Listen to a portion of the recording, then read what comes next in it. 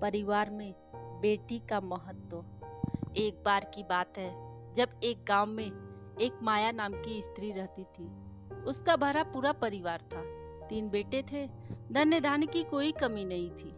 माया भी खुश थी अपने घर संसार में, लेकिन कभी कभी अचानक बेचैन हो उठती। इसका कारण वो खुद भी नहीं जानती थी। पति उससे हमेशा पूछता कि उसे क्या परेशानी है, पर वह इस बात का कोई उत्तर न दे पाती। तीनों ही बच्चे बड़े हो गए थे। तीनों ही किशोरावस्था में थे। अब उनकी रुचि के विषय अपने पिता के विचारों से ज्यादा मेल खाते। वे ज्यादातर समय अपने पिता, टीवी और दोस्तों के साथ बिताते। माया चाहती थी कि उसके तीनों बेटे उसके साथ कुछ समय बिताएं, पर उनकी रुचियां कुछ अलग थी।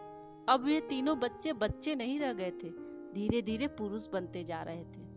एक सुबह माया ने अपने पति से कहा, क्या मेरी खुशी के लिए आप कुछ करेंगे? पति ने कहा, हाँ हाँ, क्यों नहीं। माया बोली, मैं एक बेटी गोद लेना चाहती हूँ और इस पे आप सवाल जवाब मत करिएगा। पति को माया की बात सुनकर आश्चर्य हुआ, पर उसने कुछ नहीं कहा। फिर माया ने तीनों बच्चों के सामने भी यह प्रस्ताव रखा। किसी ने कोई आपत्ति नहीं की, पर सबके मन में एक सवाल था, क्यों? जल्द ही माया ने 1.5 महीने की एक प्यारी सी बच्ची अनाथ आश्रम से गोद ले ली। 3 बार माँ बनने का सुख भोग लेने के बाद भी आज उसमें वात्सल्य की कोई कमी नहीं थी। बच्ची के आने की खुशी में माया और उसके पति ने एक समारोह का आयोजन किया।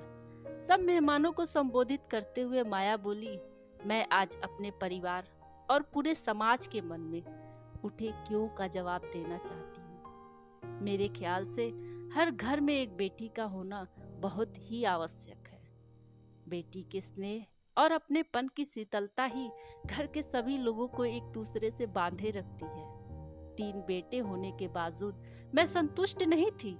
मैं स्वयं की परछाई इनमें से किसी में नहीं ढूंढ पाती। बेटी शक्ति है, सृजन का स्रोत है।